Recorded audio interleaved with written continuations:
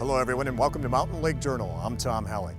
This week, deadly officer-involved shootings stir new debate over whether police officers should wear body cameras.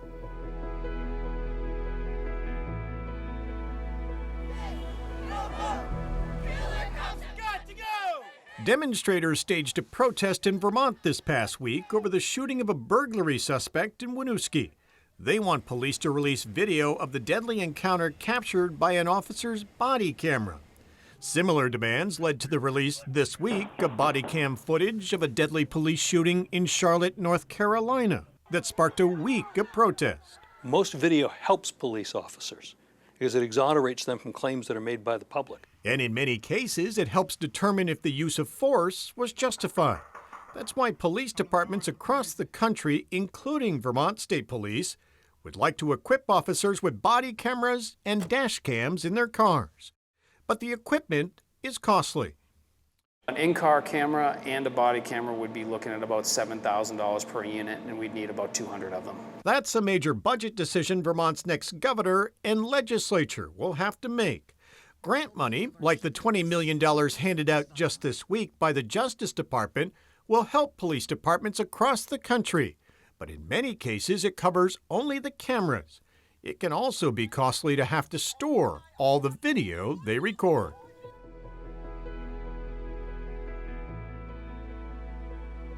And with us now is Desmond Racicot, Chief of Police in the city of Plattsburgh. Welcome, nice to have you. Thank you, it's nice to be here. So we're seeing more and more departments across the country getting body cameras for their officers. Is it something the city of Plattsburgh is thinking about doing? You don't have them right now. We don't have body cameras. We have cameras in our patrol cars, and obviously we have surveillance cameras in our station, stuff like that. But an individual worn camera on a person's body, we don't have those yet. Something you're thinking about getting? We've done a lot of research already into it. The idea is a very admirable idea, but what the problem associated with these cameras, probably the biggest problem associated with them, is cost. Not cost to buy them, because they're relatively inexpensive, but it's it's maintaining them and the storage associated with it. Because that's an issue. When you shoot this video, and if you hold it and use it as evidence, you've got to hold on to that video and store it somewhere, and that can be storage that you tie up for weeks, months. Here's what happens with body cameras. The concept is pretty simple. Let's have some transparency. The biggest thing that we see across the country is that having body cameras on officers will give some type of independent evidence what happened at a scene. So it's not just the officer's testimony, it's just not individual witnesses or a victim's testimony or defendant's testimony. Some kind of outside, unbiased, unprejudiced view of what happened. Fantastic. Typically you see these things in areas where there's poor relationships with the communities. Distrust in law enforcement, those type of scenarios. Complaints of excessive use of force, or police conduct acting inappropriately. Then there's the other side, that from a law enforcement and prosecutor standpoint, is that it could provide valuable evidence. It certainly can exonerate a police officer if he's accused of doing something wrong. It certainly could help a prosecution in a case, bring a conviction if one more piece of evidence. We've been asked several times by city councilors and people in the community, are body cameras good for us?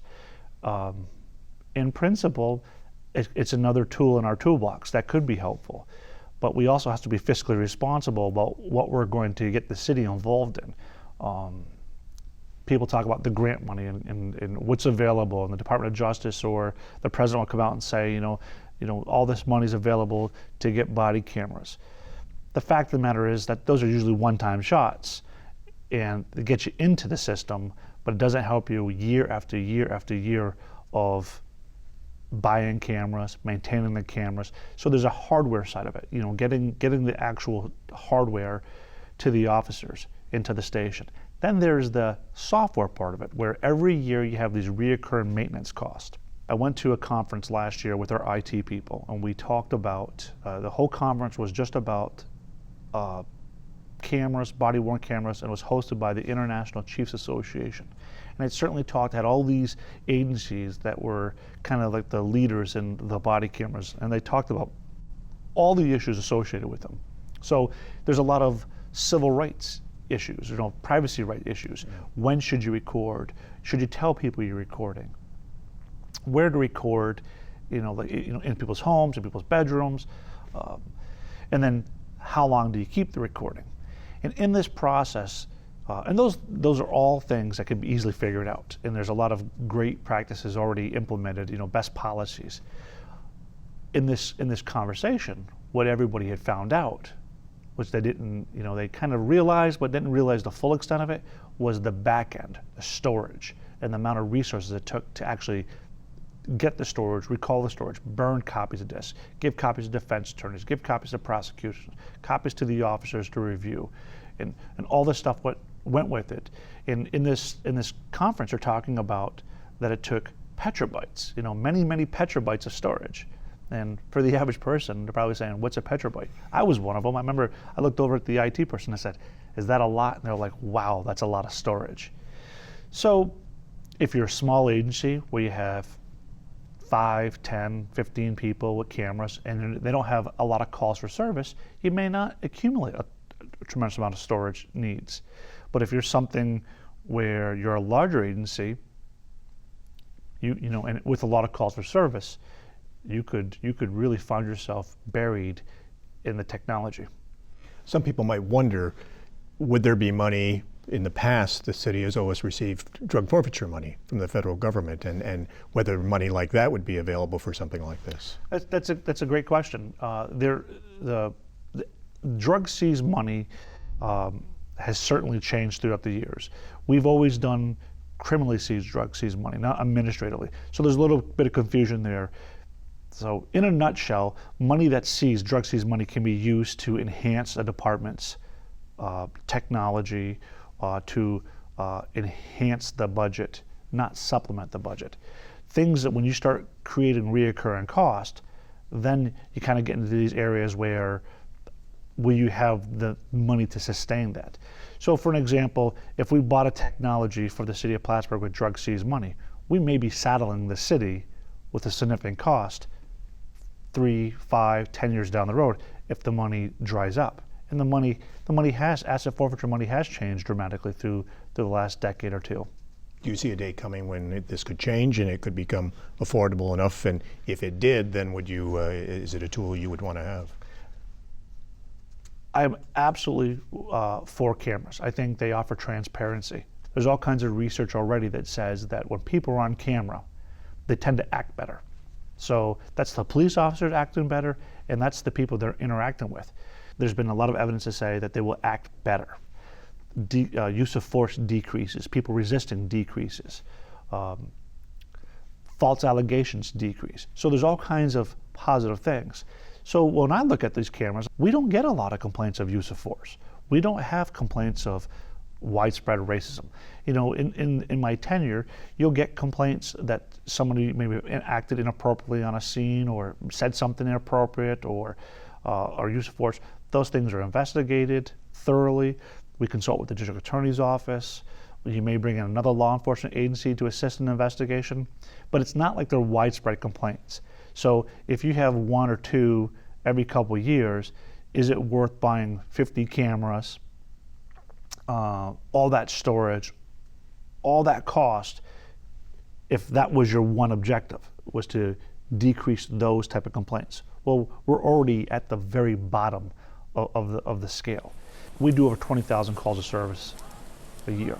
If an officer is wearing that camera, so all this data keeps coming back, all this video storage, and everybody knows video storage is like the worst, so you have this monumental amount of storage, and then that storage has to be held for a certain period of time. Well, then it's debated. Is it kept for 30 days, 60 days, 90 days?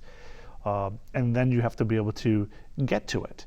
An administrator or somebody has to be able to burn copies of it. You have to have the software that proves that it's not tampered with, it's not edited in any way or photoshopped.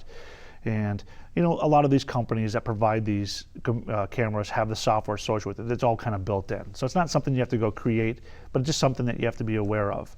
in all the court proceedings. Copies have to go to the court. Copies have to go to the district attorney. Copies have to go to the defense attorney. So you can have a tremendous amount of work just trying to get. Now again, it's doable.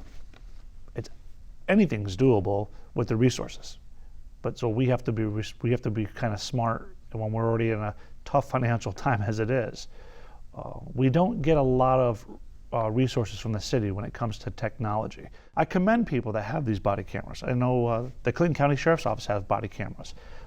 They obviously have a way to pay for it, and they have a way to maintain it, and so they have to be commended for that. The city of Plattsburgh has much different financial restrictions. I'm certainly not an expert in the county's finances, but certainly I could tell you this: I'm constantly battling every day to make sure our budget, maintains at a certain level to pay for the things that we have and to maintain those things. We certainly would go to, if body cameras were provided for free and there was somebody that could turn around and say, we're going to help you with the back end storage, and there's going to be all kinds of resources available for a very long period of time, we'd be into. Chief Desmond Racicot, thank you for taking the time to be with us. Tom.